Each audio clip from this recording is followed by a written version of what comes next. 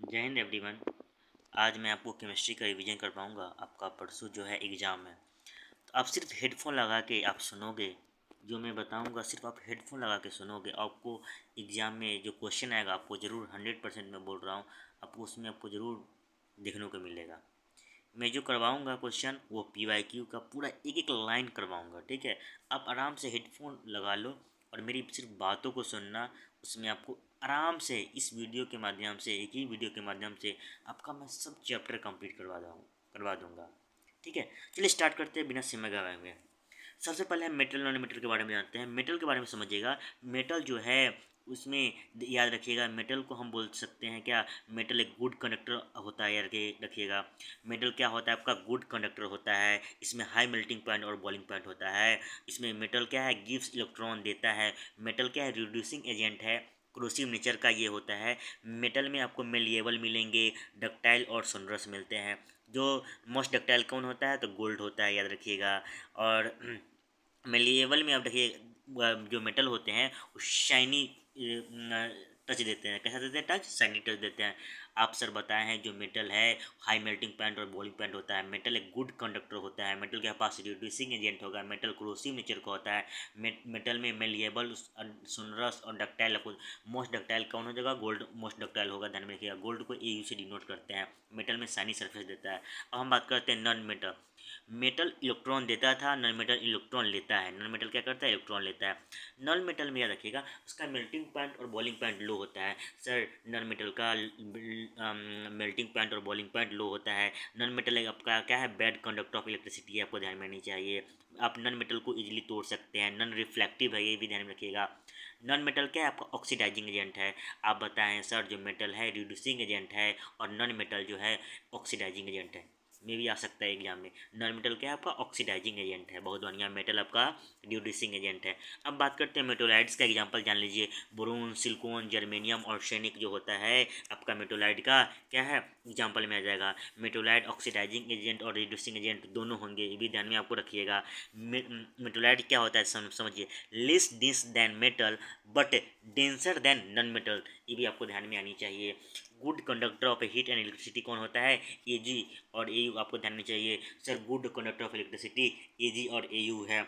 Malleable में याद रखिएगा। मेलिएबल का मतलब समझिए क्या होता है कि मेटल को can be beaten into thin sheet में जब हम पीट कर जो चौड़ा कर देते हैं, मेटल को जब हम पीटेंगे इन थिन शीट में चौड़ा कर देंगे, उसको मेलिएबल बोलते हैं। डक्टाइल क्या होता है, जब ability of metal to be drawn into thin wire, जब हम खींचेंगे उसको हम डक्टाइल बोलेंगे, ठीक है, बहुत बढ़िया। सोनरस समझते हैं, मेटल को जो साउंड प्रोड्यूस करता है उसको सोनरस बोलते हैं। सर आपने बताया कि ऑक्सीडाइजिंग एजेंट समझिए, ऑक्सीडाइजिंग एजेंट में रिडक्शन होगा, ऑक्सीडाइजिंग एजेंट में रिडक्शन होगा, तो ये बात ध्यान में रखिए। ऑक्सीडेशन में क्या होता है, रिड्यूसिंग एजेंट होता है। ऑक्सीडेशन में क्या होता है, रिड्यूसिंग एजेंट होता है, ये भी ध्यान में रखिएगा। आयोडीन आपका नॉन मेटल है बट स्लसरस, एक्सेप्शन है आपका जो आयोडीन मेटल है, नॉन मेटल आप सर पर है। नॉन मेटल तो नॉन लसरस होता है, लेकिन आयोडीन जो बेटा है आपका नॉन मेटल है और क्या होता है, लसरस होता है, बहुत बढ़िया। नॉन मेटल्स हमको ध्यान में आ गया। ग्रेफाइट, ग्रेफाइट क्या है, गुड कंडक्टर इलेक्ट्रिसिटी है।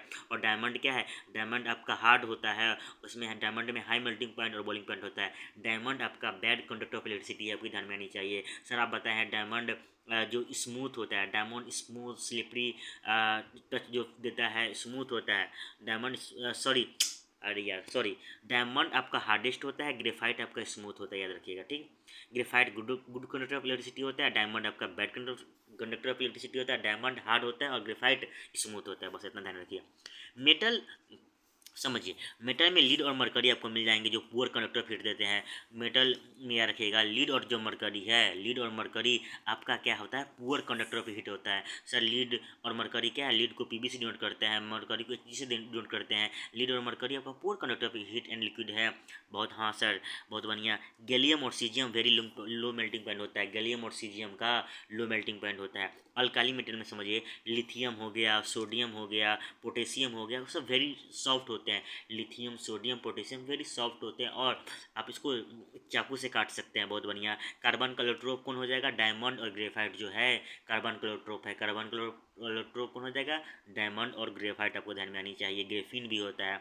School bell metal made of metal because क्यों बनता है, स्कूल में जो बेल मेटल जो बनता है सोनारा से कारण आपको ध्यान में आनी चाहिए। आयोडीन आपका नॉन मेटल होकर भी लस्टर्स होता है, ये पॉइंट आपको ध्यान में आनी चाहिए। आयोडीन आपका नॉन मेटल होकर भी लस्टर्स होता है। ये तो कितना बार एग्जाम आया है। Element is liquid at room temperature at normal pressure, तो मरकरी और जो ब्रोमीन है आपको लिक्विड टेम्परेचर और नॉर्मल प्रेशर पे आप ये रखिएगा। Very good conductor of heat का होता है एजी और कॉपर होता है। वेरी कंडक्टर ऑफ हीट क्या होता है, हीट में एजी और कॉपर ध्यान में आनी चाहिए। बोथ मेलेबिलिटी और डक्टिलिटी प्रॉपर्टीज किसमें, चांदी में सॉरी सोना में होता है, याद रखिएगा सबसे ज़्यादा। बोथ मेलेबिलिटी और डक्टिलिटी प्रॉपर्टीज में पूछेगा तो ये आपको ध्यान में आनी चाहिए। अच्छा ठीक है, मेटल को ऑक्सीजन के साथ रिएक्ट करवाने पे मेटल ऑक्साइड देता है। सर मेटल ऑक्साइड का नेचर बेसिक होता है। आप बताएं मेटल को ऑक्सीजन के साथ रिएक्शन करवाने पे मेटल ऑक्साइड में बनेगा, और मेटल ऑक्साइड कैसा होता है, बेसिक नेचर का होता है। नॉन मेटल में ऑक्सीजन के साथ करवाएंगे रिएक्शन तो नॉन मेटल ऑक्साइड देगा, और नॉन मेटल आपका एसिडिक होता है। सर आप बताएं कि मेटल बेसिक नेचर का होता है और नॉन मेटल एसिडिक नेचर का होता है। बहुत बढ़िया। जो 2Cu कॉपर को ऑक्सीजन के साथ में करवाएंगे तो कॉपर ऑक्सीजन तो निकलेगा, लेकिन इसका कलर कैसा होगा, ब्लैक होगा, ये ध्यान में रखिएगा। पोटेशियम और सोडियम वेरी वाइब्रेंटली रिएक्ट करते हैं ऑक्सीजन के साथ, रखिएगा। पोटेशियम को के से डिनोट करते हैं, पोटेशियम और सोडियम वाइब्रेंटली रिएक्ट करता है ऑक्सीजन के साथ में, इसलिए इसको केरोसिन ऑयल में रखते हैं। सिल्वर ब्लैक क्यों हो जाता है, इसका ये जो 2s ध्यान में रखिएगा। सिल्वर ऑक्सीजन के साथ रिएक्शन नहीं करता है ना, गोल्ड भी ऑक्सीजन के साथ रिएक्शन करता है। सिल्वर इसलिए ब्लैक हो जाता है क्योंकि उस सल्फर के साथ रिएक्शन करता है। बहुत बढ़िया। गोल्ड और सिल्वर जो है ऑक्सीजन के साथ रिएक्शन नहीं करेगा। सिल्वर किसके साथ रिएक्शन करता है, सल्फर के साथ करता है, इसलिए काला हो जाता है। मेटल और वाटर डालेंगे तो मेटल ऑक्साइड और हाइड्रोजन देता है। मेटल ऑक्साइड प्लस वाटर डालेंगे तो मेटल हाइड्रोक्साइड दे देगा, ये भी ध्यान में रखिएगा। मेटल प्लस वाटर होगा तो मेटल ऑक्साइड हाइड्रोजन मिल गया, लेकिन मेटल ऑक्साइड प्लस वाटर डालेंगे तो मेटल हाइड्रोक्साइड मिल जाएगा। बहुत बढ़िया, याद रखिएगा। Most metal oxide are insoluble in water but some dissolve in water from alkali, भी ध्यान में आनी चाहिए। सोडियम और potassium dissolve in water to produce alkali, भी ध्यान में आनी चाहिए। सोडियम और पोटेशियम क्या है, डिजोल्व होता है वाटर में, प्रोड्यूस क्या करते हैं, अल्काली। एम्फोटेरिक ऑक्साइड क्या होता है समझिए। एम्फोटेरिक ऑक्साइड में वेरी वेरी इंपॉर्टेंट क्वेश्चन है। एम्फोटेरिक ऑक्साइड क्या होता है, इसका नेचर जो होता है एसिडिक और बेसिक दोनों नेचर का होता है। सर आपने बताया कि जो एम्फोटेरिक ऑक्साइड होता है इसका नेचर एसिडिक और बेसिक होता है, जिसमें एग्जाम्पल में आ जाएगा जेडेनो, Al2O3 और PbO, वेरी वेरी इंपॉर्टेंट है। एल्युमिनियम ऑक्साइड, जिंक ऑक्साइड और PbO आपको ध्यान में चाहिए। एम्फोटेरिक ऑक्साइड का नेचर कैसा होता है, जो बेसिक और एसिडिक दोनों नेचर का हो उसको बोलते हैं एम्फोटेरिक ऑक्साइड।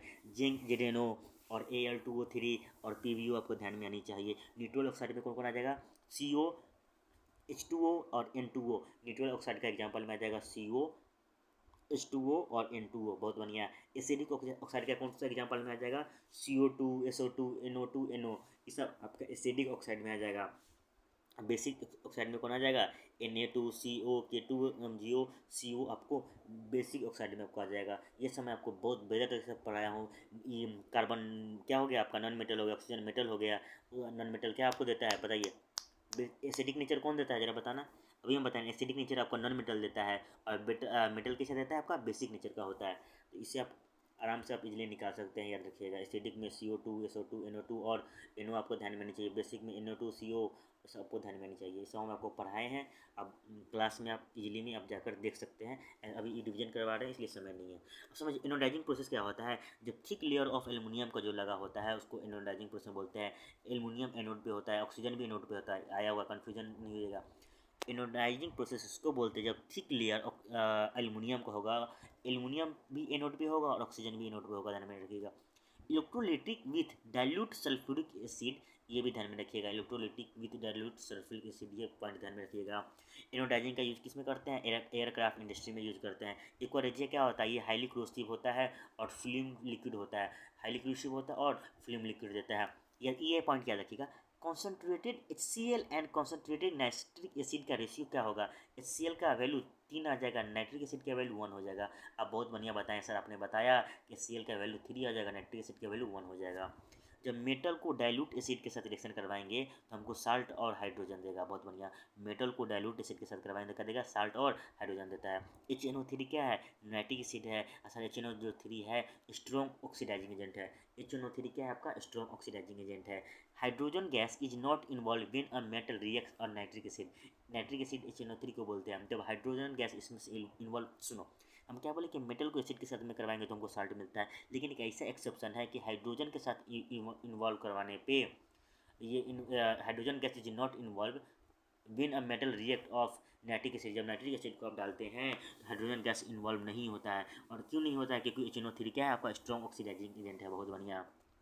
लेकिन इसका भी एक्सेप्शन क्या है? मैग्नीशियम और मैग्नीज, मैग्नीशियम और मैग्नीज को रिएक्ट करवाएंगे डाइल्यूट के साथ में HNO3 के साथ में तो हाइड्रोजन गैस देता है। लेकिन मैग्नीशियम और मैग्नीज को जब करवाते हैं रिएक्ट HNO3 के साथ में तो हमको H2O गैस देता है। ये ध्यान में रखिएगा।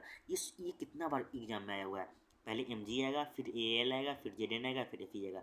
Mg, Al, Zn, Fe। बहुत बढ़िया। ज़्यादा रिएक्टिव जो होते हैं कम वाले को रिप्लेस कर देते हैं। इधर देखो, जैसे डिक्रीजिंग जोन, पहले Na आ जाएगा, फिर Fe, फिर copper Ag, Na Fe copper Ag, फिर जिंक आएगा, आयरन आएगा, लीड आएगा, कॉपर आएगा। पहले जिंक, आयरन, लीड, कॉपर, सब हम बताते हैं, अभी जस्ट बताएंगे। देखो ये सीक्वेंस याद रखिएगा कि Na के होगा, पोटेशियम होगा, फिर सोडियम होगा, फिर कैल्शियम होगा, फिर मैग्नीशियम, एल्युमिनियम, जिंक, Fe एक साथ याद रखिएगा। एल्युमिनियम, जिंक, Fe एक साथ याद रखिएगा। पीबी के नीचे कॉपर होता है, कॉपर के नीचे Hg होता है, Hg के नीचे Ag होता है, सबसे नीचे में Au होता है। बहुत बढ़िया। देखिए सोडियम और पोटेशियम को कोल्ड वाटर के साथ में नहाते हैं, वायलेंटली नहाता है। सोडियम और पोटेशियम नहाता है कोल्ड वाटर के साथ, वायलेंटली नहाता है। कैल्शियम आपको कोल्ड वाटर के साथ में नहाता है लेकिन लेस वायलेंट निकलता है, इसमें से हाइड्रोजन बबल निकलता है। कैल्शियम भी कोल्ड वाटर के साथ नहाता है लेकिन आराम से लेस वायलेंट होता है, लेस वायलेंट होता है, हाइड्रोजन गैस बबल होता है। लेकिन सोडियम और पोटेशियम नहाएगा तो वायलेंटली नहाता है, इसलिए क्लोसिन वाले में रखते हैं इसको। मैग्नीशियम आपको हॉट वाटर के साथ नहाता है। क्या बोल दिए सर? मैग्नीशियम जो होता है हॉट वाटर के साथ नहाता है। एल्युमिनियम, जिंक और Fe, एल्युमिनियम, जिंक और Fe आपको स्टीम बाथ के साथ में आता है। एल्युमिनियम, जिंक, Fe क्या चीज़ से आता है? स्टीम वाटर के साथ में आता है। लेकिन आपका पीबी हो गया, कॉपर हो गया, Hg हो गया, Ag हो गया और Au रिएक्ट किसी के साथ करता ही नहीं है, ना हॉट वाटर के साथ नहीं कोल्ड वाटर के साथ में। आपको सीक्वेंस में दे देगा समझाने के लिए। सबसे बड़ा कौन है पहले समझिए। पहले पोटेशियम, फिर सोडियम, फिर कैल्शियम। पोटेशियम, तब सोडियम, तब कैल्शियम, आँख बंद करके याद रखिए। फिर मैग्नीशियम, Al, Zn, Fe आराम से याद हो जाएगा। Fe के नीचे Pb है, Pb के नीचे कॉपर है, Pb के नीचे कॉपर है, कॉपर के नीचे Hg है, Hg के नीचे Ag है, Hg के नीचे Ag है और Au है। देखिए आपको सीक्वेंस वाइज में देगा, आपको याद रखने की ज़रूरत है। अब समझिए क्या होता है। लीड हो गया, वही कॉपर हो गया, AgAu रिएक्ट नहीं कर सकते हैं ना कोल्ड वाटर के साथ, नहीं आपको हॉट वाटर के साथ में। इलेक्ट्रोलिसिस कैसे होता है समझिए, इसमें हाई रिएक्टिव होता है।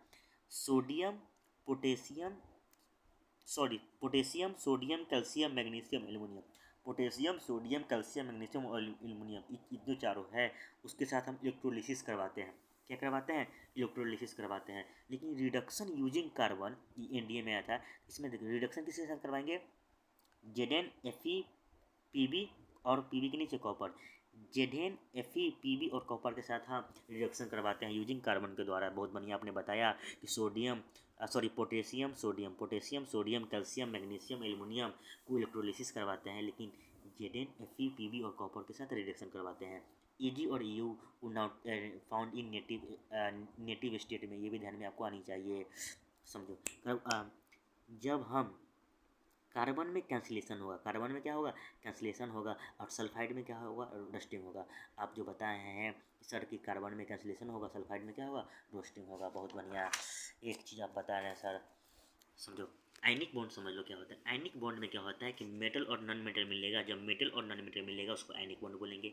दो को नॉन मेटल मिलेगा तो कोवलेंट बॉन्ड बोलेंगे।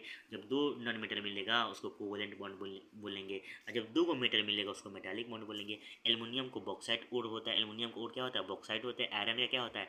हेमेटाइट और मैग्नेटाइट होता है। आयरन का हेमेटाइट और मैग्नेटाइट होता है। बहुत बढ़िया।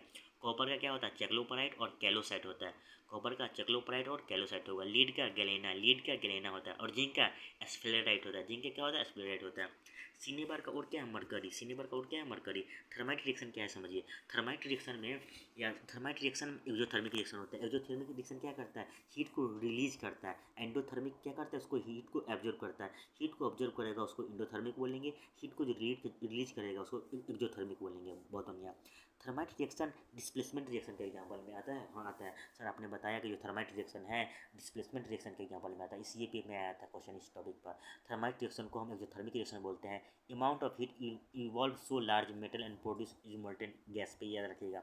समझो ई पॉइंट समझिएगा। ई रिएक्शन Fe2O3 का रिडक्शन होता है। जिसका रिडक्शन होगा वो ऑक्सीडाइजिंग एजेंट हो जाएगा। जिसका रिडक्शन होने पे उसको ऑक्सीडाइजिंग एजेंट बोलेंगे। और जिसका ऑक्सीडेशन होगा उसको रिड्यूसिंग एजेंट बोलते हैं। जिसका ऑक्सीडेशन होगा उसको क्या बोलेंगे? रिड्यूसिंग। ऑक्सीडेशन कैसे होगा? ऑक्सीडेशन किससे हो रहा है? क्योंकि एल्यूमिनियम यहाँ पे है, एल्यूमिनियम ऑक्सीडेशन यहाँ पे ऑक्सीजन ले रहा है ना, इसलिए होता है। Fe क्या है? मोल्टेन स्टेट है, ये ध्यान में रखिएगा। थर्माइट रिएक्शन को हम यूज करते हैं बिल्डिंग पर्पस के लिए। ज्वाइनिंग फॉर रेलवे ट्रैक्स के लिए थर्माइट रिएक्शन का यूज करते हैं building purpose. Use for joining railway tracks के लिए। Iron oxide is made to react with aluminium, आपको ध्यान में आनी चाहिए। इम्प्योर मेटल आपको एनोड पे रहेगा, इम्प्योर मेटल एनोड पे रहेगा और प्योर मेटल कैथोड पे रहेगा। ये पॉइंट याद रखिएगा। Electrolytic defining of copper solution. Electrolytic defining of copper solution of acidified copper sulphate, ये भी ध्यान में आपको आनी चाहिए। क्रोमियम को क्रोमाइट बोलते हैं। मरकरी को सिनेबार बोलते हैं। मरकरी को सिनेबार। Ag को एर्जेनाइट बोलते हैं। Ag की एर्जेनाइट। यू क्या है? आपका नेटिव गोल्ड है, आपको ध्यान में रखना चाहिए। और मैग्नीज क्या है? पायरोलोसाइट बोलते हैं। मैग्नीज को क्या बोलते हैं? पायरोलोसाइट बोलते हैं। समझिए स्टील का में क्या क्या बनेगा? Carbon Fe Ni। आपने बताया स्टील में कार्बन बन रहा है, Fe बन रहा है, Ni बन रहा है, निकल बन रहा है। मतलब स्टेनलेस स्टील में क्या बन रहा है कि क्रोमियम बन रहा है, Fe और Ni। स्टेनलेस स्टील में क्रोमियम Fe Ni बन रहा है। ब्रोंज में कॉपर रेशन होगा। ब्रोंज में कॉपर और एसएन देखने को मिलेगा। और ब्रास में कॉपर और जिंक देखने को मिलेगा। ब्रास में कॉपर जिंक देखने को मिलेगा। गन मेटल क्या होता है समझिए। गन मेटल में कॉपर जिंक और एसएन देखने को मिलता है। सर गन मेटल में आपको कॉपर जिंक और एसएन देखने को मिलता है। जर्मन सिल्वर में कॉपर जिंक और निकेल देखने को मिलता है। जर्मन सिल्वर में कॉपर जिंक और निकेल देखने को मिलता है। नाइक्रोम में Ni क्रोमियम और Fe देखने को मिलता है। मैग्नीशियम में मैग्नीशियम और एल्युमिनियम देखने को मिलता है। कॉन्स्टेंटियन में क्या मिलता है? कॉपर और निकेल मिलता है। बहुत बढ़िया। सिल्वर सल्फर के साथ रिएक्शन करवाने पे ब्लैक हो जाता है, इसलिए Ag2S बोलते हैं। ये समझिए आया होगा एग्जाम में। सोल्डर में क्या होता है? Pb और एसएन होता है। तीन को एसएन बोलते हैं, याद रखिएगा। सोल्डर में क्या आपको देखने को मिलता है? Pb और एसएन। कार्बन क्या है? नॉन मेटल है। कार्बन क्या है? आपका नॉन मेटल है। आयनिक कंपाउंड सॉलिड में इलेक्ट्रिसिटी कंडक्ट नहीं करवाता है। आयनिक कंपाउंड सॉलिड में इलेक्ट्रिसिटी नहीं करवाता है, लेकिन मोल्टेन स्टेट में इलेक्ट्रिसिटी करवाता है। याद रखिएगा, सॉलिड में इलेक्ट्रिसिटी नहीं करवाएगा, लेकिन मोल्टेन स्टेट में आयनिक कंपाउंड इलेक्ट्रिसिटी करवाता है। All metal don't react with water, बिल्कुल बात सही। ऑल मेटल जो है वो वाटर के साथ नहीं करता है। ब्राउन फल्की को आप रस्ट बोलते हैं। ब्राउन फल्की को क्या बोलेंगे? रस्ट बोलते हैं। बहुत बढ़िया। थिन लेयर ऑफ जिंक को क्या बोलते हैं? ग्रेमनाइजेशन बोलते हैं। आया हुआ एग्जाम में। थिन लेयर ऑफ जिंक को क्या बोलेंगे? ग्रेमनाइजेशन बोलते हैं। बहुत बढ़िया। चाहे protect steel and iron from rusting, zinc के द्वारा ये होता है। Protect steel iron from rusting zinc के द्वारा होता है। Copper doesn't react with HCl, बिल्कुल वेरी वेरी इंपॉर्टेंट पॉइंट है। कॉपर HCl के साथ रिएक्ट नहीं करता है। नॉन मेटल क्या प्रोड्यूस करता है? Acidic oxide. और मेटल क्या प्रोड्यूस करता है? आपका बेसिक ऑक्साइड। ये आपको ध्यान में रखना चाहिए। Large amount of impurities such as soil called क्या होता है? इसको इम्प्योरिटी जो ज़्यादा उसमें मिलेगा सच एज सॉइल सैंड, उसको क्या बोलते हैं? गैंग बोलते हैं। इम्प्योरिटीज ज़्यादा मिला होगा तो उसको क्या बोलेंगे? गैंग बोलेंगे। एनी कंपाउंड समझिए क्या होता है। इसमें स्ट्रॉन्ग फोर्स ऑफ एट्रैक्शन होता है। एनी कंपाउंड में स्ट्रॉन्ग फोर्स ऑफ एट्रैक्शन होता है। Brittle and break into pieces में टूट जाता है। इसमें हाई मेल्टिंग पॉइंट और बॉइलिंग पॉइंट होता है। बहुत बढ़िया। इलेक्ट्रिसिटी वाला तक कहानी बता दी। सॉलिड में नहीं करता है लेकिन मोल्टेन में करता है। आइए इधर एसिड बेस और में चलते हैं। एसिड H प्लस देता है। एसिड में सोर होता है। एसिड लिटमस में रेड हो जाता है। और सुनिए एसिड H प्लस देता है। एसिड और खट्टा होता है। बीटर में बेस OH माइनस देता है। बेस जो होता है बीटर होता है, स्लिपरी होता है और सॉपी टच का होता है। बेस जो आपका बीटर होता है, स्लिपरी होता है, सॉपी होता है और सॉपी याद रखिएगा। एसिड आपका टर्न होता है ब्लू से रेड में। एसिड टर्न होता है आपका ब्लू से रेड में। जब टर्न होगा तो आपका एसिड हो जाएगा। लेकिन रेड से ब्लू में टर्न होगा, रेड से ब्लू में, तो वो बेस हो जाएगा। All base don't dissolve in water except alkali, याद रखिएगा, all base don't dissolve in water except alkali. Toothpaste में आपका बेसिक बेसिक होता है, टूथपेस्ट कैसा होता है आपका बेस होता है, याद रखिएगा, बहुत बढ़िया। बॉडी में इसका रेंज कितना होता है, 7 से 7.8 होता है। मिल्क ऑफ मैग्नीशिया को आप माइल्ड बेस बोलते हैं, और मिल्क ऑफ मैग्नीशिया का यूज करते हैं एंटासिड में, ध्यान में रखिएगा, समझिए। एसिड और बेस मिलता है, एसिड और बेस मिलता है तो साल्ट बनेगा, एसिड और बेस का रिएक्शन करवाते हैं तो साल्ट मिलता है और वाटर मिलता है, ये न्यूट्रलाइजेशन रिएक्शन हो गया, समझिए। क्या कौन सा रिएक्शन होगा, न्यूट्रलाइजेशन रिएक्शन। पीएच को फोटेंज बोलते हैं, समझिए, 0 से 14 के बीच में होता है, याद रखिएगा। 0 से 7 के बीच में हो उसको एसिड बोलते हैं, 0 से 7 के बीच में एसिड बोलते हैं, 7 को न्यूट्रल बोलते हैं, जो 7 से प्लस में उसको बेसिक बोलते हैं। 0 जो है आपका हाईली स्ट्रॉन्ग एसिड है, बोलिएगा कैसे। जो सबसे देखिए एसिड में जो 7 से जो सबसे जितना कम बल अंक होगा वो आपको हाईली एसिडिक होगा, जैसे 0 हाईली एसिडिक हो गया। 14 जैसे 14 बोले हैं बेसिक में, तो 14 सबसे हाईली बेसिक हो जाएगा, 14 क्या हुआ, सबसे हाईली बेसिक हुआ, ध्यान में रखिएगा। स्ट्रॉन्ग एसिड 0 हो गया, अब बेस में 14 हो गया, स्ट्रॉन्ग बेस में, याद रखिएगा। बेकिंग सोडा का पीएच मान 8.9 होता है, स्मॉल इंटेस्टाइन का मान 6 से 7 होता है, पेनक्रियाटिक जूस का पीएच मान 8.1 होता है, लेमन जूस का 2.3 होता है, ऑरेंज का 3.4 होता है, विनेगर का 2.5 से 3 होता है, सलाइवा का 6.5 से 7.5 होता है, ध्यान में आनी चाहिए। सॉफ्ट ड्रिंक का 3 से 4 होता है, स्टमक का 2 होता है, स्टमक से सेल प्रोड्यूस होता है, ब्लड का 7.5 होता है, ब्लड का पीएच मान याद आता है एग्जाम में 7.5 होता है, स्मॉल इंटेस्टाइन का 6 से 7 होता है, याद रखिएगा। पेनक्रियाटिक जूस का 8.1 होता है, मिल्क ऑफ मैग्नीशिया का 10 होता है, मिल्क ऑफ मैग्नीशिया को यूज करते हैं एंटासिड में और माइल्ड बेस है। लुइस एसिड समझिए, लुइस एसिड जो होता क्या होता है समझिए, इम्पटी पॉकेट लेते हैं, मतलब लुइस एसिड जो होता है भिखारी होता है, और लुइस जो बेस होता है अमीर होता है, याद रखिएगा। लुइस एसिड जो है आपका भिखारी है और लुइस बेस क्या है आपका अमीर है, बहुत बढ़िया। लुइस एसिड का एग्जांपल में क्या आ जाएगा, AlC3, BF3, CO2 और FeCl3, कितना बार एग्जाम में आया हुआ है question. AlCl3, BF3, CO2, FeCl3 आपका लुइस एसिड है। तो लुइस बेस में कौन आ जाएगा, NH3H2O, क्लोरीन माइनस CH3NH2 आपका लुइस बेस आ गया। लुइस एसिड में आपको इलेक्ट्रोफाइल देखने को मिलता है और लुइस बेस में आपको न्यूक्लियोफाइल देखने को मिलता है। लुइस एसिड का एग्जांपल कौन हो जाएगा समझिए, AlC3, CO3, BF3, BF3, AlC3, सब क्या है, चाहे CO2 चाहे FeCl3 सब लुइस एसिड है। NH3OH H2O सब क्या है, लुइस बेस है। कटायन पॉजिटिव वाला को बोलते हैं, कटायन पॉजिटिव वाला, अनायन निगेटिव वाला को, समझिए। मिथाइल ऑरेंज में जब एसिड डालते हैं तो रेड में देता है कलर, मिथाइल ऑरेंज में जब आप एसिड डालिएगा तो रेड कलर देगा, लेकिन आप बेस में डालिएगा तो येलो कलर देगा। सर आपने बताया मिथाइल ऑरेंज में एसिड में डालेंगे तो रेड कलर देगा, लेकिन बेस में डालेंगे तो मिथाइल ऑरेंज को तो येलो कलर देगा। अब हम समझते हैं नेचुरल इंडिकेटर क्या होता है, समझिए। नेचुरल इंडिकेटर में लिटमस आ गया, टर्मरिक हो गया और रेड कैबेज लीव्स, ये आपका लिटमस इंडिकेटर नेचुरल इंडिकेटर में आ जाएगा। आपसे कोई पूछेगा नेचुरल इंडिकेटर का एग्जांपल दीजिए, तो लिटमस, टर्मरिक और रेड कैबेज लीव आपका नेचुरल इंडिकेटर हो गया। लिटमस समझिए क्या करता है, एसिड में रेड हो जाता है और बेस में ब्लू हो जाता है। लिटमस सर एसिड में रेड हो जाता है, बेस में ब्लू हो जाता है। टर्मरिक को एसिड में डालने पे येलो कलर देगा, लेकिन बेस में डालिएगा तो रेडिश ब्राउन कलर देता है। सर टर्मरिक को अगर बेस में डालते हैं तो रेडिश ब्राउन देता है, एसिड में डालते हैं तो येलो देता है। रेड कैबेज लीव को अगर एसिड में डालेंगे तो पिंक और रेड देगा, लेकिन बेस में डालेंगे तो येलो और ग्रीन देगा, याद रखिएगा। सिंथेटिक इंडिकेटर क्या होता है समझिए, सिंथेटिक इंडिकेटर का एग्जांपल पूछ देगा तो याद रखिएगा, फ्लोक्थिन होता है, एक मिथाइल ऑरेंज होता है। सिंथेटिक इंडिकेटर में दो एग्जांपल देगा, एक देगा फ्लोक्थिन और देगा एक मिथाइल ऑरेंज देगा। फ्लोक्थिन को अगर एसिड में डालते हैं तो कलरलेस देता है, फ्लोक्थिन को एसिड में डालने पे कलरलेस देगा, लेकिन बेस में डालने पे पिंक देता है। मिथाइल ऑरेंज को जब एसिड में डालिएगा तो रेड कलर देगा, लेकिन बेस में डालिएगा तो येलो देगा। सिंथेटिक इंडिकेटर के एग्जांपल में फ्लोक्थिन, मिथाइल ऑरेंज आ गया। मिथाइल ऑरेंज को एसिड में डालेंगे तो रेड देगा, बेस में डालेंगे तो येलो देगा, लेकिन फ्लोक्थिन को एसिड में डालने पे कलरलेस देगा, बेस में डालने पे पिंक देगा, बहुत बढ़िया।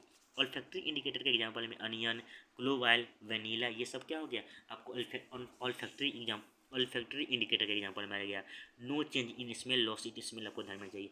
All alkali dissolve in water, बिल्कुल बात सही है, all alkali in dissolve in water except all alkali dissolve in water, बिल्कुल बात सही है। अल्काली क्या था समझिए, अल्काली सॉपी टू टच का होता है, बीटर होता है टेस्ट में, क्रोसिव नेचर का होता है। अल्काली आपका क्रोसिव नेचर का होता है, बीटर इन टेस्ट में होता है, सॉपी टू टच होता है।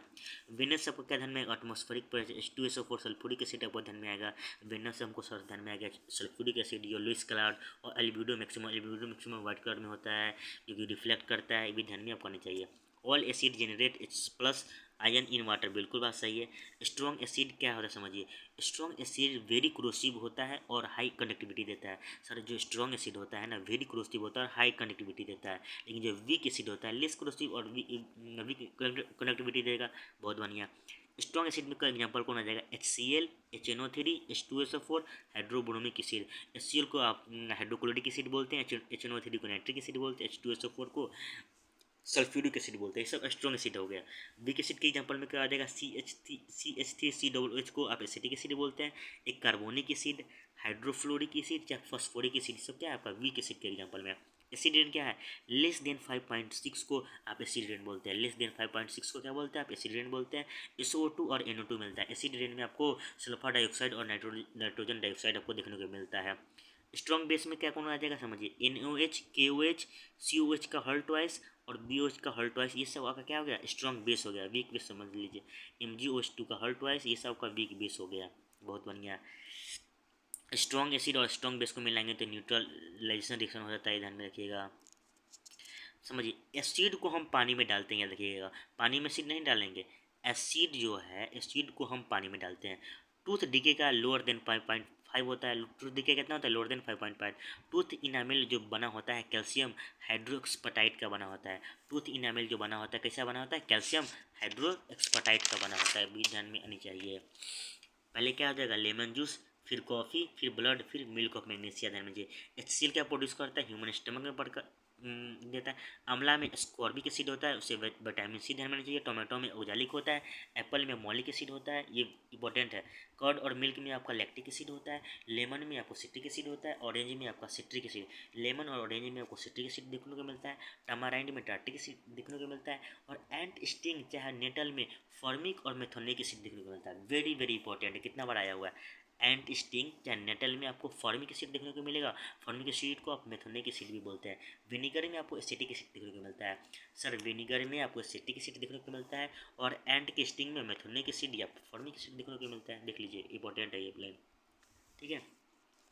एसिड और बेस को मिलाएंगे तो हमको साल्ट मिल रहा है, वाटर मिल रहा है। बहुत बढ़िया। ब्राइन किसको बोलते हैं, एक्वा सोल्यूशन ऑफ NaCl को ब्राइन बोलते हैं। एक्वा सोल्यूशन ऑफ NaCl को क्या बोलते हैं, ब्राइन बोलते हैं। CaO को क्विक लाइम बोलते हैं। CaOH2 का हॉट को हम स्लिक लाइम बोलते हैं। बहुत बढ़िया, आपने बताया सर CaO को क्विक लाइम बोलेंगे और CaOH2 को हॉट को आप स्लिक लाइम बोलेंगे। बहुत बढ़िया। नाइट्रिक एसिड का यूज करते हैं फर्टिलाइजर में, प्लास्टिक में, एक्सप्लोसिव में, डाइस में, इसमें यूज करते हैं। बहुत बढ़िया। एसिटिक एसिड का किस में यूज करते हैं, सील का यूज किस में करते हैं, रिमूव रस्ट फ्रॉम मेटल में यूज करते हैं। समझिए, ये इंपॉर्टेंट है, समझने वाला। जब हम सोडियम क्लोराइड, NaCl को बोलते हैं सोडियम क्लोराइड, में वाटर डालते हैं तो सोडियम क्लोराइड को वाटर के साथ रिएक्शन करवाने पे, मतलब इलेक्ट्रोलिसिस करवाते हैं, तो हमको क्या मिलता है, NaOH मिलता है और Cl2 और H2 मिलता है। जो Cl2 को एनोड पे रखेंगे, H2 को कैथोड पे रखेंगे। इस प्रोसेस को हम क्लोर अल्काली प्रोसेस बोलते हैं। सर समझ में नहीं है, समझो।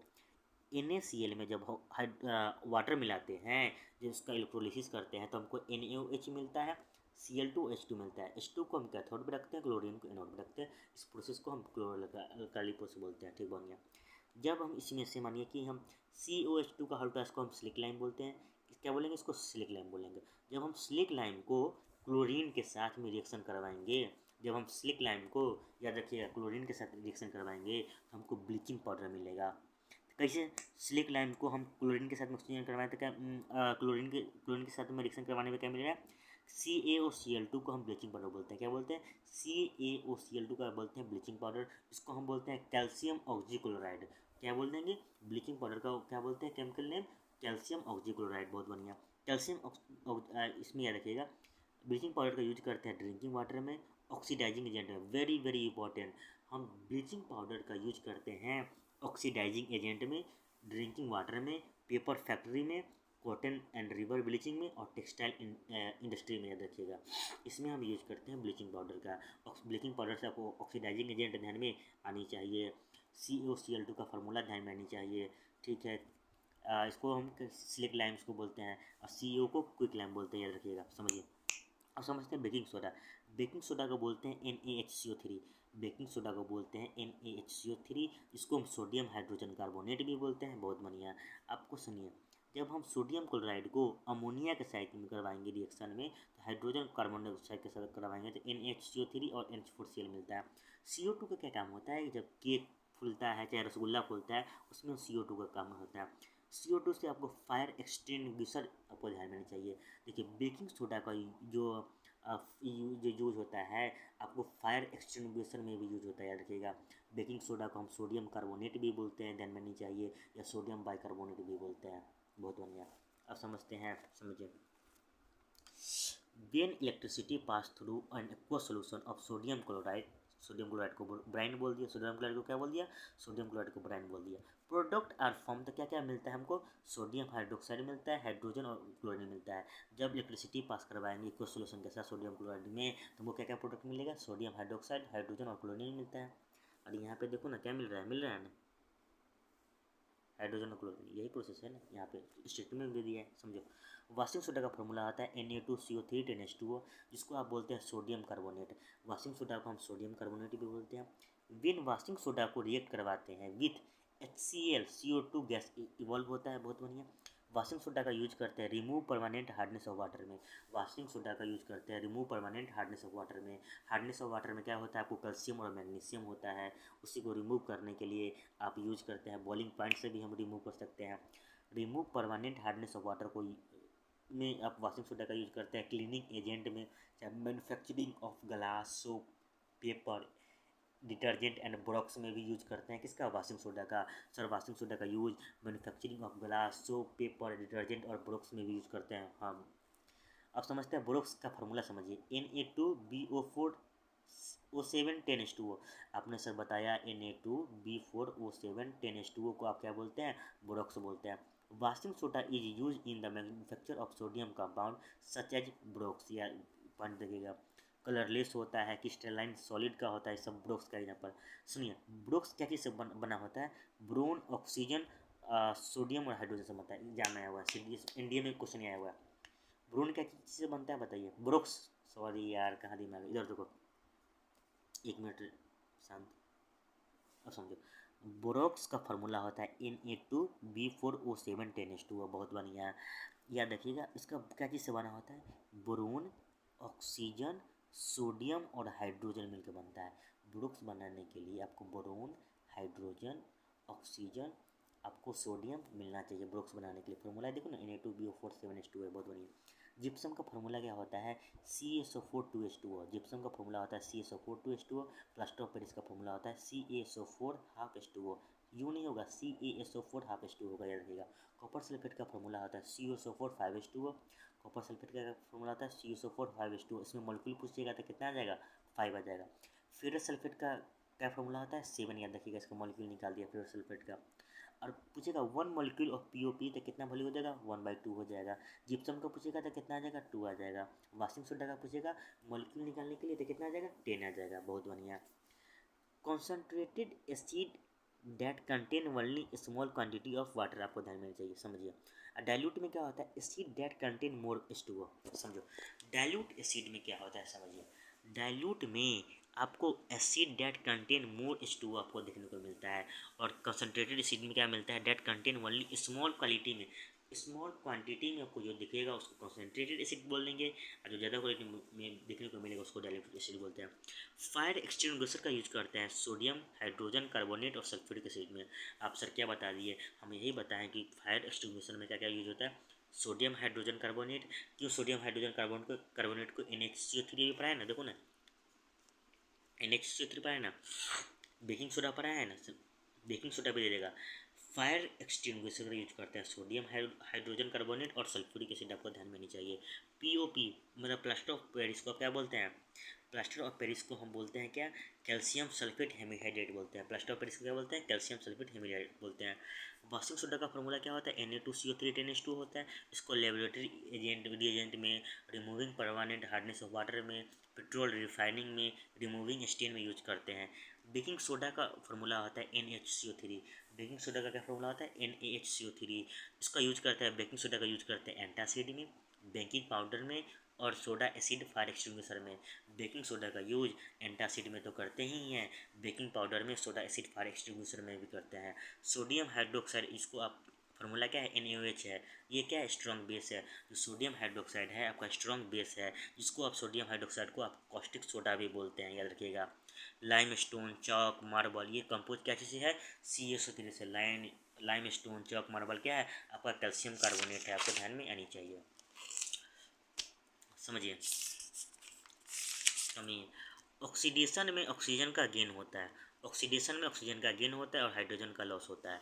रिडक्शन में ऑक्सीजन का लॉस होता है, रिडक्शन में ऑक्सीजन का लॉस होगा और हाइड्रोजन गेन होता है, बस। क्विक लाइम को CaO बोलते हैं, क्विक लाइम को CaO बोलते हैं, और स्लिक लाइम को COH2 का हॉल्टस बोलते हैं। स्लिक लाइम का यूज करते हैं वाइट वाशिंग वाल में। सर आपने बताया जो स्लिक लाइम है उसका यूज करते हैं वाइट वाशिंग वाल में, बहुत बढ़िया। और स्लिक लाइम को आप क्या बोलते हैं, कैल्शियम हाइड्रोक्साइड भी बोलते हैं। सर आपने बताया स्लिक लाइम का फॉर्मूला CaO2 का हॉल्टस होता है, उसको कैल्शियम हाइड्रोक्साइड भी बोलते हैं, कोई दिक्कत नहीं है। CO2 gas through lime water जो वाइट हो जाता है, याद रखिएगा। इंडोथर्मिक में हीट ऑब्जर्व होता है, जिसमें एग्जांपल में आ जाएगा फॉर्मेशन ऑफ आयरन पेयर्स, याद रखिएगा। ऑक्सीडेशन रिएक्शन के example, very very important. Oxidation reaction के एग्जांपल में कौन आ जाएगा, रस्टिंग ऑफ आयरन, एसिडिटी और कंबसन। ऑक्सीडेशन रिएक्शन के एग्जांपल में आ जाएगा रस्टिंग, कॉम्बिनेशन और रस्टिंग ऑफ आयरन, एसिडिटी और कंबसन, आपको ऑक्सीडेशन रिएक्शन के एग्जांपल में हो जाएगा, बहुत बढ़िया। ये समझो, मैग्नीशियम रिबन को जब आप बर्न करते हैं तो वाइट फ्लेम मिलता है, बहुत बढ़िया। आपने सर बताया जो मैग्नीशियम रिबन को वाइट जब फ्लेम मतलब जलाएंगे तो हमको क्या मिलेगा, वाइट फ्लेम मिलेगा। सर जो मैग्नीशियम रिबन है आपका एक्जोथर्मिक रिएक्शन का एग्जांपल है, मैग्नीशियम रिबन आपका एक्जोथर्मिक रिएक्शन के एग्जांपल में। सर कम्बिनेशन रिएक्शन का भी एग्जांपल में, जहाँ एक्जोथर्मिक वहाँ कम्बिनेशन रिएक्शन होगा ही होगा। सर कंबसन रिएक्शन का भी एग्जांपल, हाँ मैग्नीशियम को आप जलाते हैं तो वाइट फ्लेम देता है, एक्जोथर्मिक, कम्बिनेशन और कंबसन रिएक्शन का एग्जांपल है, बहुत बढ़िया। कॉम्बिनेशन एक समझिए, इसमें मल्टीपल रिएक्टेंट जो होता है सिंगल प्रोडक्ट बनाता है। मानो कि बहुत सारा प्रोडक्ट होगा, वो आपको सिंगल प्रोडक्ट बनाता है, जैसे मैं बताता है, समझिए। CaO को आप क्विक लाइम बोलते हैं, बहुत बढ़िया। इसको वाटर के साथ में रिएक्शन करवाएंगे तो हमको क्या मिला, स्लिक लाइम मिल गया। जब हम क्विक लाइम में वाटर के साथ रिएक्शन करवाएं तो हमको स्लिक लाइम मिल गया, मिला ना। तो दो को प्रोडक्ट मिलकर एगो प्रोडक्ट बनाया। स्लिक लाइम को वाइट वाशिंग में यूज करते हैं, बहुत बढ़िया। जब हम स्लिक लाइम में कार्बन डाइऑक्साइड के साथ रिएक्शन करवाएंगे तो हमको कैल्शियम कार्बोनेट मिलेगा। जब हम स्लिक लाइम में कार्बन डाइऑक्साइड के साथ में हम रिएक्शन करवाएंगे तो हमको क्या मिलेगा, कैल्शियम कार्बोनेट मिलेगा। और कैल्शियम कार्बोनेट क्या करता है, शाइनी फिनिश देता है, बहुत बढ़िया। स्केलेटल एक केमिकल इक्वेशन क्या होता है समझिए, without balance the number of atom, without balance the number of atom, उसको आप स्केलेटल केमिकल रिएक्शन बोलते हैं। हाइड्रोजन आपका क्या है, कलरलेस है, हाइड्रोजन क्या है आपका, कलरलेस है। Iron nail dipped copper sulphate turns in brown, displacement reaction हो जाएगा, ज़्यादा वाला कम वाला को रिप्लेस कर देता है, समझिए। कम कम्बिनेशन रिएक्शन समझिए, उसमें क्या होता है, एक सिंगल प्रोडक्ट मिलता है। जैसे कैल्शियम हाइड्रोक्साइड को हम CO2 के साथ में करवाएं तो वो कैल्शियम कार्बोनेट मिल गया, जो सैनिफिनिश देता है, एक वो प्रोडक्ट मिला ना। कम्बिनेशन मतलब जोड़ना है, कम्बिनेशन मतलब क्या होता है, जोड़ना है, बहुत बढ़िया। एक्जोथर्मिक रिएक्शन में समझिए क्या होता है, एक्जोथर्मिक रिएक्शन में डिकम्पोजिशन ऑफ वेजिटेबल जो है, डिकम्पोजिशन ऑफ वेजिटेबल हो गया, चाहे बर्निंग ऑफ नेचुरल गैस हो गया, चाहे थर्माइट रिएक्शन हो गया, सब एक्जोथर्मिक रिएक्शन के एग्जाम्पल में है। Decomposition of vegetable, burning of natural gas, चाहे थर्माइट रिएक्शन क्या है, किसका एग्जाम्पल है, एक्जोथर्मिक रिएक्शन का एग्जाम्पल है, याद रखिएगा, समझिए। कैल्शियम हाइड्रोक्साइड को जब हम कार्बन डाइऑक्साइड के साथ में करवाएंगे तो हमको क्या मिलेगा, CH3 मिलेगा, ध्यान में रखिएगा। डिकम्पोजिशन रिएक्शन क्या होता है, जो सिंगल कंपाउंड ब्रेक डाउन 1 से 2 मोर समटाइम्स में। देखिए कम्बिनेशन रिएक्शन में जुड़ रहा था, लेकिन इसमें डिकम्पोजिशन रिएक्शन में क्या होता है कि टूटता है। डिकम्पोजिशन रिएक्शन जो है इंडोथर्मिक का एग्जांपल है, और कॉम्बिनेशन रिएक्शन किसका एग्जांपल था, एक्जोथर्मिक। एक्जोथर्मिक रिएक्शन में decomposition of vegetable, burning of natural gas, thermite reaction, सब क्या था, कॉम्बिनेशन रिएक्शन, एक्जोथर्मिक रिएक्शन का एग्जांपल था, ध्यान में रखिएगा, समझिए। FeSO4 एक प्रोडक्ट है, इसको आप बोलते हैं फेरस सल्फेट। इसको हम तोड़े हैं Fe2O3 में, SO2 में, SO3 में, क्योंकि एक प्रोडक्ट जब हम तोड़ते हैं 3 को प्रोडक्ट में, उसको डिकम्पोजिशन रिएक्शन बोलते हैं। Fe2O3 को आप बोलते हैं फेरिक ऑक्साइड, इसका कलर रेडिश ब्राउन होता है। SO2 SO3 को आप गैस बोलते हैं, बहुत बढ़िया। जैसे मानो CaSO3 कैल्शियम कार्बोनेट को हम तोड़ेंगे तो CaO में और प्लस CO2 में तोड़ेंगे, बहुत बढ़िया, ये समझ लीजिए। MgO का कलर वाइट पाउडर देता है। MgO में जो हम मैग्नीशियम D1 को जला रहे थे वो कैसा कलर दे रहा था, वाइट कलर दे रहा था। लीड आयोडीड का कलर येलो होता है, लीड आयोडीड का कलर कैसा होता है, येलो होता है। कॉपर सल्फेट का कलर कैसा देगा, ब्लू देगा, कॉपर सल्फेट का ब्लू देता है। NO2 का ब्राउन देता है, NO2 का ब्राउन देता है, और CuO का कैसा देता है, ब्लैक देता है, CuO का कैसा देगा, ब्लैक देगा। फेरस सल्फेट का ग्रीन देता है, फेरस सल्फेट का कैसा देता है, ग्रीन देता है, बहुत बढ़िया। AgCl का कैसा देता है, वाइट देता है। फेरिक जो ऑक्साइड होता है उसका कलर कैसा होता है, रेडिश ब्राउन। आपने सर बताया जो फेरिक ऑक्साइड है वो रेडिश ब्राउन देता है, कैसा देता है, रेडिश ब्राउन देता है। लीड आयोडाइड का कलर येलो कलर होता है, कॉपर सल्फेट का ब्लू होता है, NO2 ब्राउन फ्यूम देता है, NO2 ब्राउन फ्यूम देता है, CO का कलर ब्लैक होता है, फेरस सल्फेट का कलर ग्रीन होता है, और फेरिक ऑक्साइड का कलर रेडिश ब्राउन होता है। रिएक्शन देख लो, टू BbNO3 को तोड़ते हैं, 2 BbNO में टूटेगा, डिकम्पोजिशन रिएक्शन के एग्जाम्पल NO2 ब्राउन फ्यूम दे रहा है, ये समझो। AgCl को हम तोड़ते हैं तो Ag में टूटा और Cl2 में टूटा, AgCl को तोड़ रहे हैं तो Ag में टूटा, Cl2 का हम रिएक्शन का बात नहीं कर रहे, Ag को तोड़ रहे हैं तो AgCl को तोड़ेंगे Ag में और Cl में, किसके प्रेजेंस में, सनलाइट के प्रेजेंस में तोड़ेंगे, ध्यान में रखिएगा। Ag और Br, Ag और जो Br उसको यूज करते हैं फोटोग्राफ, ब्लैक एंड फोटोग्राफी में हम Ag और Br का वेरी एनडीओसीडी दोनों में है, Ag और Br का यूज करते हैं ब्लैक एंड वाइट फोटोग्राफी में, बहुत बढ़िया। सिल्वर क्लोराइड टर्न्स ग्रे इन सनलाइट, हम बताएं ना, sunlight because decomposition into silver metal and chlorine gas, decomposition and, देखो एक रिएक्शन दिया, इसको हम स्टेटमेंट में चेंज कर दिए, सिल्वर क्लोराइड टर्न्स ग्रे इन सनलाइट, बहुत बढ़िया हो रहा है, बिकॉज क्यों, डिकम्पोजिशन हो रहा है, इसका डिकम्पोजिशन हो रहा है ना, एक वाला दूगो में टूट रहा है, तो सिल्वर मेटल और क्लोरीन गैस मिल रहा है, बहुत बढ़िया। Lead nitrate on heating gives, तो हमको क्या देगा, PbO और NO2 देता है। लीड नाइट्रेट को आप जब हीटिंग करते हैं, लीड नाइट्रेट को हीटिंग करने पे हमको PbO और NO2 कलर देगा, बहुत बढ़िया। FeCuSO4 को FeSO4 प्लस कॉपर लिखे, क्यों लिखे, क्योंकि जो आयरन जो है कॉपर को डिस्प्लेस कर देगा, जो ज़्यादा ताकत होगा नीचे कमजोर वाला को हटा देगा। देखिए हम ये रिएक्शन वाला जो बताए थे ना, पोटेशियम सोडियम करके सीक्वेंस वाला, वो याद रखिएगा तभी बनेगा क्वेश्चन। मैंने ZnCuSO4 है तो ZnSO4 प्लस कॉपर आ जाएगा। ये सब किसका एग्जाम्पल है, डिस्प्लेसमेंट रिएक्शन का एग्जाम्पल है। डबल डिस्प्लेसमेंट रिएक्शन का एग्जाम्पल समझ लो, जब आयन में एक्सचेंज होगा, आयन में एक्सचेंज होगा उसको डबल डिस्प्लेसमेंट रिएक्शन बोलते हैं। जैसे में समझ लो NaCl3 AgNO3 है, तो NaNO3 आ गया, प्लस में AgCl आ गया, आयन में चेंज हो रहा है, उसको क्या बोलते हैं, डबल डिस्प्लेसमेंट रिएक्शन।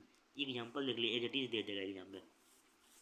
रेनसिडिटी में क्या होता है, चिप के पॉकेट में जो होता है नाइट्रोजन भरा होता है, कौन सा गैस, नाइट्रोजन, और रेनसिडिटी से हमको क्या ध्यान में, ऑक्सीडाइज होता है, ऑक्सीडेशन होता है, क्या होता है, ऑक्सीडेशन होता है, बहुत बढ़िया।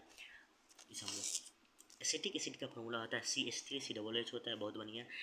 ये ध्यान में रखिएगा कि CO2 कार्बन डाइऑक्साइड का वैल्यू होता है 0.3, कार्बन का वैल्यू कितना होता है 0.12 होता है, आपको ये पॉइंट ध्यान में आनी चाहिए। चलो इथेनॉल का फॉर्मूला देखना है, क्लोरोफॉर्म का फॉर्मूला देखना है, मीथेन का CH4 होता है, मीथेन को आप मार्स गैस भी बोलते हैं, water gas CO plus H2 को बोलते हैं, ये ध्यान में रखिएगा।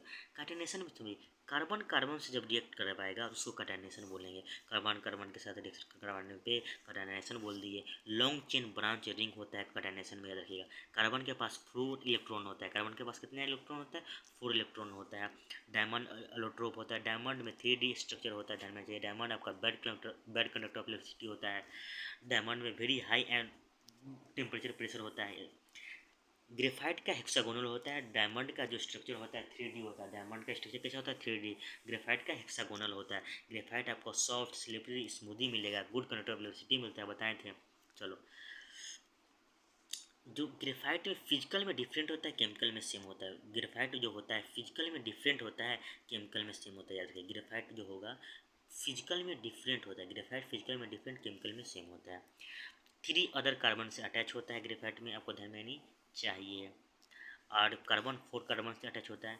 सेचुरेटेड कार्बन क्या होता है, ओनली सिंगल बॉन्ड होता है, क्लीन फ्लेम देता है। सेचुरेटेड कार्बन जो होता है इसमें क्लीन फ्लेम देखने को मिलता है, और अनसेचुरेटेड कार्बन में आपको येलो और ब्लैक फ्लेम मिलता है। अनसेचुरेटेड कार्बन में आपको येलो और ब्लैक फ्लेम देखने को मिलता है। अनसेचुरेटेड कार्बन में आपको डबल और मल्टीपल बॉन्ड बनता है, और सेचुरेटेड में ओनली सिंगल बॉन्ड बनता है।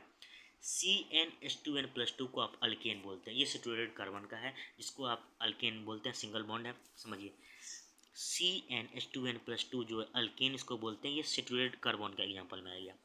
CnH2n को अल्कीन बोलते हैं, CnH2n+2 को अल्केन बोलते हैं, H2n को एल्कीन बोलते हैं, और CnH2n-2 को आप अल्काइन बोलते हैं।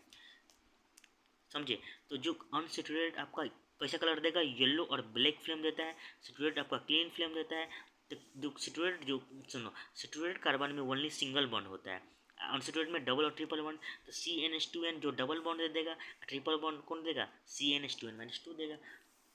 एल्कीन और अल्काइन आपका अनसेचुरेटेड कार्बन का एग्जांपल में आ जाएगा। ये पॉइंट याद रखिएगा।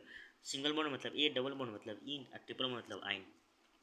मीथेन का वैल्यू 1 होता है, इथेन का 2 होता है, प्रोपेन का 3 होता है, ब्यूटेन का 4 होता है, पेंटेन का 5 होता है, हेक्सेन का 6 होता है, हेप्टेन का 7 होता है, ऑक्टेन का 8 होता है, ननेन का 9 होता है, डेकेन का 10 होता है। आपने बताया मीथेन का 1 होता है, इथेन का 2 होता है, प्रोपेन का 3, ब्यूटेन का 4, पेंटेन का 5, हेक्सेन 6, हेप्टेन 7, ऑक्टेन 8, ननेन 9, डेकेन 10। बहुत बढ़िया।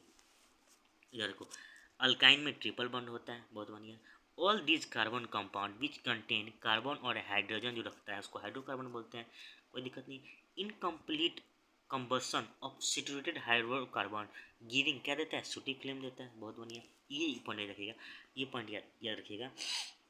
क्या है, सल्फर और नाइट्रोजन मेजर पोल्यूटेंट होता है इन द इन्वायरमेंट में, वेरी वेरी इंपॉर्टेंट। सल्फर और जो नाइट्रोजन है मेजर पोल्यूटेंट होता है इन द इन्वायरमेंट में, ठीक है, ये समझो। अनसेचुरेटेड हाइड्रोकार्बन और हाइड्रोजन के प्रेजेंस में क्या कैटालिस्ट सच एज प्लेडियम और nickel to give saturated hydrocarbon, very very important, समझो। अनसेचुरेटेड हाइड्रोकार्बन जब ऐड करते हैं हाइड्रोजन के साथ में, किसके प्रेजेंस में, कैटालिस्ट के प्रेजेंस में, जैसे कि प्लेडियम और निकेल, प्लेडियम और निकेल क्या देता है आपको, सेचुरेटेड हाइड्रोकार्बन देता है, बहुत बढ़िया। वेजिटेबल जो ऑयल है आपका लॉन्ग अनसेचुरेटेड कार्बन का एग्जांपल है। वेजिटेबल जो ऑयल है आपका लॉन्ग अनसेचुरेटेड का कार्बन का एग्जांपल है। लेकिन एनिमल जो फैट है आपका सेचुरेटेड कार्बन चेन का एग्जांपल है। एनिमल फैट किसका है, सेचुरेटेड का। वेजिटेबल ऑयल आपका अनसेचुरेटेड का है। इथेनॉल समझ लीजिए, इथेनॉल आपका लिक्विड एट रूम टेम्परेचर पे होता है, इसको आप एल्कोहल भी बोल सकते हैं, इथेनॉल को आप एसिटिक एसिड भी बोलते हैं। 5 से 8% एसिटिक जो होता है इन वाटर में उसको विनेगर बोलते हैं। हम पढ़ाए थे, यूज़ किस में, पिकल में करते हैं, पिकल मतलब अचार में करते हैं। ये पॉइंट याद रखिएगा, आया होगा एग्जाम में। 5 से 8% जो सॉल्यूशन होता है एसिटिक एसिड का इन वाटर को, में इसको विनेगर बोलते हैं, याद रखिएगा। क्या है, melting point of pure ethanolic acid का वैल्यू 290 केल्विन होता है। कार्बोक्सिलिक एसिड अरबिक एसिड, याद रखिए। ईस्टर क्या करता है, Easter form acid in alcohol. Easter क्या करता है, स्वीट स्मेलिंग जो परफ्यूम वगैरह जो स्वीट हम लोग छिड़ते हैं, ईस्टर के कारण छिड़ते हैं, याद रखिएगा। ईस्टर क्या फॉर्म देता है, acid and alcohol sweet smelling substance ध्यान में चाहिए। सॉप में sodium potassium salt of long chain carboxylic acid ध्यान में चाहिए। देखिए सोप में क्या आपको मिलेगा, सोडियम पोटेशियम मिला, क्या होता है सोप में, लॉन्ग चेन चेंज किसका, लॉन्ग चेन किसका, कार्बोक्सिलिक एसिड का ध्यान देना चाहिए। सोडियम इथेनेट कॉमनली इसको सोडियम एसीटेट भी बोलते हैं।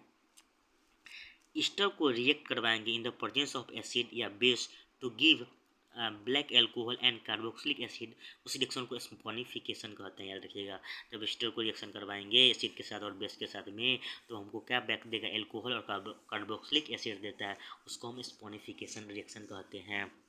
साल्ट प्रोड्यूस कॉमनली क्या देता है, सोडियम एसीटेट देता है, आपको ध्यान में आनी चाहिए,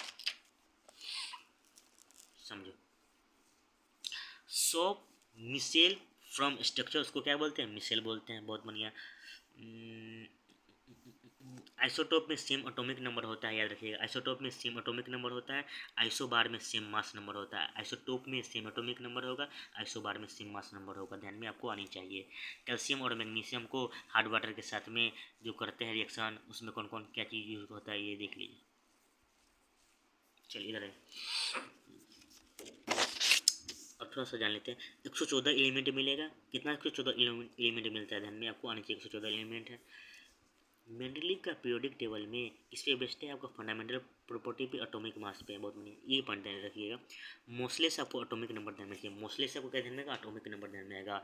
एटॉमिक साइज तब बढ़ता है जब डाउन द ग्रुप होता है, एटॉमिक साइज कब बढ़ता है, जब डाउन द ग्रुप होता है। 18 गो ग्रुप होता है और पीरियड 7 हुए, 18 गो ग्रुप है, पीरियड 7 हुआ। पीरियड का हॉरिजॉन्टल होता है और ग्रुप वर्टिकल होता है, सर ग्रुप वर्टिकल होता है और पीरियड क्या होता है आपका, हॉरिजॉन्टल होता है।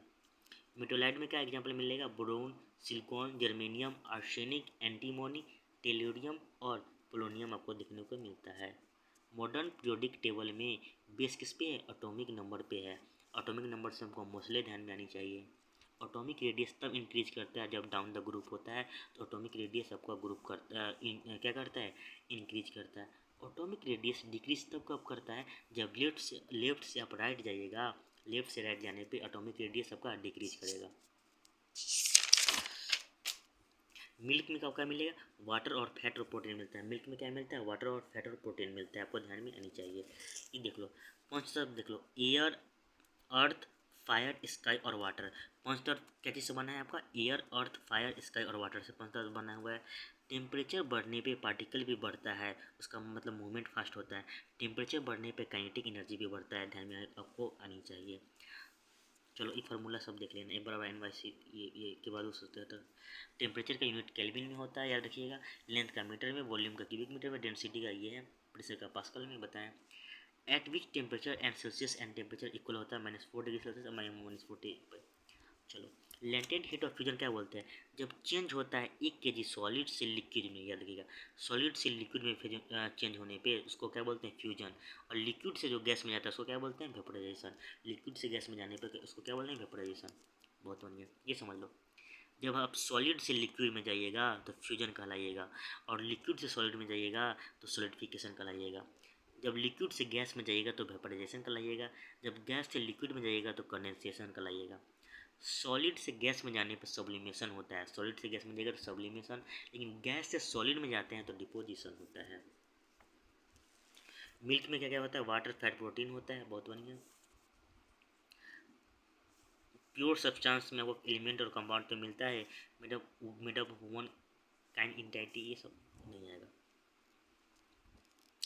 देखो, सॉल्यूशन कैसे बनता है, जब सॉल्यूट में सॉल्वेंट मिलाते हैं तो सॉल्यूशन मिलता है। सॉल्यूट को आप चीनी मान लीजिए, सॉल्वेंट को पानी मान लेंगे तो सॉल्यूशन बन गया, बस। होमोजीनियस में सेम होता है, हेट्रोजीनियस में आपको सेम नहीं होता है। होमोजीनियस मिक्सचर जो होता है आपका यूनिफॉर्म कॉम्पोजिशन देता है, सेम होता है, जैसे sugar in water, salt in water. तो होमोजीनियस में यूनिफॉर्म कॉम्पोजिशन होता है, हेट्रोजीनियस में आपका नॉन यूनिफॉर्म कॉम्पोजिशन होता है। बहुत बढ़िया। सोल्यूशन आपका जो है होमोजीनियस मिक्सचर है। सोल्यूशन का क्या है आपका, कैसा है आपका, होमोजीनियस मिक्सचर है। सोल्यूशन को आप याद रखिएगा, सॉल्यूट प्लस सॉल्वेंट मिलाएंगे तो सोल्यूशन बन जाएगा। एयर क्या है, मिक्सचर है। एंटीसेप्टिक सोल्यूशन को, एंटीसेप्टिक सोल्यूशन क्या है आपका, वीक आयोडीन सोल्यूशन है। एंटीसेप्टिक सोल्यूशन कैसा है आपका, वीक आयोडीन सोल्यूशन है, याद रखिएगा। समझिए, सॉल्यूशन को आप कांट बी से नेक आई के द्वारा, सॉल्यूशन को आप आँख से नहीं देख सकते हैं। Can't be separate from in mixture by filtration, solution को आप सेपरेट फिल्ट्रेशन के द्वारा नहीं कर सकते हैं, बस इतना ही ध्यान रखिए। एलवाई क्या है समझिए, लास्ट ये एलवाई आपका होमोजीनियस मिक्सचर है। एलवाई क्या है आपका, होमोजीनियस मिक्सचर है, बहुत बढ़िया। इसमें मिक्सचर ऑफ टू मेटल या नॉन मेटल से बनता है। एलवाई कैसे बनता है, टू मिक्सचर ऑफ मेटल और नॉन मेटल से बनता है। सोल्डर से पीबीएसएन ध्यान में आनी चाहिए, जर्मन सिल्वर से कॉपर, जिंक, निकल ध्यान में चाहिए, बेल मेटल से कॉपरेशन ध्यान में चाहिए, बेल मेटल से कॉपरेशन, स्टील से कार्बन कॉपर ध्यान में चाहिए। डाइल्यूट में मोर सॉल्वेंट होता है, डाइल्यूट में मोर सॉल्वेंट होता है, कंसंट्रेशन में बहुत ज़्यादा शुगर होता है, सब ध्यान में आनी चाहिए। सस्पेंशन आपका हेट्रोजीनियस मिक्सचर है। सस्पेंशन क्या है आपका, हेट्रोजीनियस मिक्सचर है, डोंट डिजोल्व नहीं होता। सस्पेंशन को आप आँख से देख सकते हैं, इसको फिल्ट्रेशन के द्वारा आप फिल्टर कर सकते हैं। कोलाइडल आपका क्या समझिए, कोलाइडल को आप आँख से नहीं देख सकते हैं। अब कोलाइडल आपका हेट्रोजीनियस मिक्सचर है। कोलाइडल कैसा है आपका, हेट्रोजीनियस मिक्सचर है। स्कैटरिंग बीम ऑफ लाइट को क्या बोलते हैं, टिंडल इफेक्ट बोलते हैं, बहुत बढ़िया। सेंट्रीफ्यूगेशन से क्या क्या होता है समझिए, सेपरेशन ऑफ सेंट्रीफ्यूगेशन क्या क्या होता है, blood test, urine test, butter from cream, चाहे वॉशिंग मशीन, सब किस पे बेस्ट है, सेंट्रीफ्यूगेशन पे बेस्ट है। Blood, urine test, butter, cream, washing machine, centrifugation पे बेस्ट है, याद रखिएगा। और ये कोलाइडल सोल्यूशन को आप सेपरेट फिजिकल मेथड द्वारा करते हैं, ध्यान रखिएगा। सब्लिमेशन में याद रखिएगा, सॉलिड से गैस में जाता है। सब्लिमेशन के एग्जांपल में अमोनियम क्लोराइड, नेफ्थलीन और एंथ्रासिन, कितना बड़ा है एग्जाम में। सब्लिमेशन को सॉलिड से गैस में जाएगा, अमोनियम क्लोराइड, नेफ्थलीन और एंथ्रासिन ध्यान में रखनी चाहिए। क्रोमेटोग्राफी में क्या होता है कि separation of colour component, colour related में, colour in a dye, drug from blood या पिगमेंट, ये सब क्रोमेटोग्राफी का एग्जाम्पल में आ जाएगा। डिस्टिलेशन में क्या होता है समझिए, कि डिस्टिलेशन में किसका एग्जांपल में आ जाएगा, गैसोलीन, जाइलम, सब डिस्टिलेशन का एग्जांपल में आ जाएगा। क्रिस्टलाइजेशन में फिटकरी वगैरह ध्यान में आपको रखना है। Separation technique in which solid और सेपरेट फ्रॉम अ सॉल्यूशन को क्रिस्टलाइजेशन सॉल्यूशन बोलते हैं, ठीक है। जो आपका मोमबत्ती है का फिजिकल चेंज और केमिकल चेंज दोनों है, आपको ध्यान में आनी चाहिए। ये आपको थोड़ा सा देख लीजिएगा एग्जाम से। फिजिकल चेंज में जो गई वो वापस ज़रूर आएगी, और इसमें कोई नया सब्सटेंस नहीं बनेगा। केमिकल चेंज में जो जाएगी वो वापस कभी नहीं आएगा। इसमें कुछ सब नया सब्सटेंस बनेगा केमिकल चेंज में। समझिए, ये इंपॉर्टेंट है। सब्लिमेशन सॉलिड से गैस में जाता है। अमोनियम क्लोराइड, नेफेथिलीन और एंथ्रासिन एग्जाम्पल है सब्लिमेशन का। क्रोमेटोग्राफी का एग्जाम्पल है क्लोरिनाडाइड, ड्रग फ्रॉम ब्लड क्रोमेटोग्राफी का एग्जाम्पल है। चलो फिजिकल चेंज में समझ लो थोड़ा सा। जो boiling water, freezing, chopping wood, चाहे cutting cloth, cutting cake, evaporation, ये सब mix sand and water, crumpling of paper, polish करना, ये सिल्वर में, ये सब फिजिकल चेंज का एग्जाम्पल में है।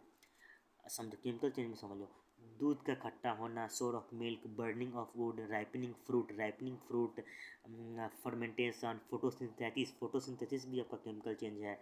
Decomposition of waste, mix acid and base, rusting of iron, आपका रस्टिंग ऑफ आयरन, चाहे डाइजेशन ऑफ फूड, ये सब क्या है आपका केमिकल चेंज है। केमिकल चेंज आपका इरिवर्सिबल होता है और फिजिकल चेंज आपका रिवर्सिबल होता है।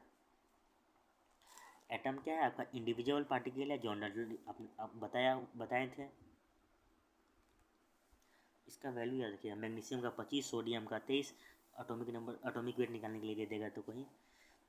हाइड्रोजन का 1, हीलियम का 4, लिथियम का 6, बेरिलियम का 9, ब्रोन का 10, कार्बन का 12, नाइट्रोजन का 14, ऑक्सीजन का 16, फ्लोरीन का 19, नियोन का 20, आर्गन का 39, पोटेशियम का 39 और कैल्शियम 40, सल्फर 32, फास्फोरस का 30 होता है, सिलिकॉन का 28, एल्युमिनियम 26, मैग्नीशियम 24, सोडियम 23। बस इतना ही याद रखिए।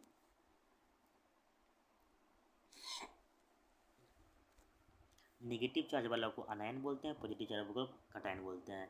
लेने वाला नेगेटिव होगा, देने वाला पॉजिटिव होगा। बस खत्म होने वाला है। वैलेंसी थोड़ा सा ध्यान रखिएगा। वैलेंस इलेक्ट्रॉन के कितना निकलता है, हम डायरेक्ट निकाल दें। एल्युमिनियम का +3 होगा, क्लोरीन का -1 होगा, पोटेशियम का +1 होगा, कैल्शियम का +2 होगा। सीधे निकाल दिए। क्वेश्चन है, solution of contain 40 gram common salt इन 320 ग्राम, तो calculate concentration of mass percentage निकालने के लिए। तो मास ऑफ सोल्यूट 40 ग्राम दे दिया, सॉल्वेंट मतलब पानी दे दिया। सोल्यूशन क्या होता है, क्या होता है, सोल्यूट प्लस सॉल्वेंट। निकाल दिए इसमें सोल्यूशन को दिया था मास ऑफ सोल्यूट बटा मास ऑफ सोल्यूशन, इतना परसेंटेज में निकल जाएगा। कॉन्फ़िगरेशन निकालने के लिए देखिए 1:2:2:2p6 ध्यान रखिएगा। इसका एटॉमिक नंबर याद होगा तो आप कॉन्फ़िगरेशन निकाल सकते हैं। चलिए, एवोगाड्रो नंबर का वैल्यू होता है 6.0222 × 10⁻23, या ये वैल्यू याद रखिएगा। नंबर ऑफ मोल निकालना है तो गिवन मास बटा मोलर मास से भाग दे देंगे, या नंबर ऑफ मोल निकालना है तो नंबर ऑफ पार्टिकल को एवोगाड्रो नंबर से डिवाइड कर देंगे। CaCl2 का निकालना है मोलिकुलर फार्मूला, तो कैल्शियम का 40 होता है, रख दिए। क्लोरीन का 35.5 हमको याद है, गुने 2, यहाँ पे 2 है, कर दिए, इतना वैल्यू निकल गया। 52 ग्राम ऑफ He में निकालना है तो हमको गिवन मास कितना दिया है, गिवन बस बटा मोलर मास कर देंगे, तो गिवन मास 52 दिया। हीलियम का हमको पता है 4 होता है, 4 से 52 में 13 हो गया। एवोगाड्रो नंबर का सेम वैल्यू रख के गिवन पार्ट इतना दिया है, देखो यहाँ पे एवोगाड्रो नंबर से डिवाइड कर देंगे, बन जाएगा। इलेक्ट्रॉन का खोज जीरो थॉम्सन किया था, प्रोटॉन का कौन किया था बताइएगा। न्यूट्रॉन का जेम्स चार्ट किया था। न्यूट्रॉन पे नो चार्ज होता है, न्यूट्रॉन पे अब चार्ज नहीं होता है। बहुत बढ़िया। थॉम्सन प्लम पुडिंग मॉडल था जो थॉम्सन मॉडल पे बेस्ड था। वाटरमेलन को पॉजिटिव चार्ज को रेड मान लिया था, नेगेटिव को सीड्स मान लिया था। रदरफोर्ड में समझ लीजिए क्या था, बता देते हैं। अल्फा पार्टिकल था, डबली चार्ज था, और हीलियम आयन था इसमें, और मास जो था 4u। बस ये पॉइंट रह गया। Alpha particles are doubly charged, helium ions, और मास का 4u था, ध्यान में रखिएगा बस। रदरफोर्ड के इतना ही पॉइंट से हो जाएगा। गोल्ड फाइल पे ये किया था। और बोर्ड्स एटॉमिक मॉडल से ध्यान में रखिएगा 2n² से आपका फॉर्मूला निकल जाएगा। एटॉमिक नंबर में याद रखिएगा सेम एटॉमिक नंबर होता है। यूरेनियम न्यूक्लियर रिएक्टर ध्यान में रखिए। कोबाल्ट से क्या कैंसर ध्यान में आएगा, ट्रीटमेंट ऑफ कैंसर के लिए। आयोडीन से ट्रीटमेंट ऑफ ग्वाइटर करते हैं। आइसोबार में सेम मास नंबर होता है, डिफरेंट एटॉमिक नंबर होता है। आइसोबार में केमिकल डिफरेंट होता है, फिजिकल सेम होता है। आइसोबार में केमिकल डिफरेंट होता है, केमिकल डिफरेंट और फिजिकल सेम होता है। आइसोटोप में याद रखिएगा, आइसोटोप में क्या होता है, आइसोटोप में केमिकल प्रॉपर्टीज सेम और फिजिकल प्रॉपर्टीज डिफरेंट होता है, याद रखिएगा। आइसोटोप में सेम एटॉमिक नंबर होता है, बट डिफरेंट मास होता है। एक मिनट, हाइड्रोजन में प्रोटोनियम, ड्यूटेरियम और ट्यूटेरियम मिलता है। आइसोटोप का हाइड्रोजन में क्या मिलेगा? प्रोटोनियम, ड्यूटेरियम और ट्यूटेरियम मिलता है। और ये देख लीजिएगा आप लोग, डेट्स इट।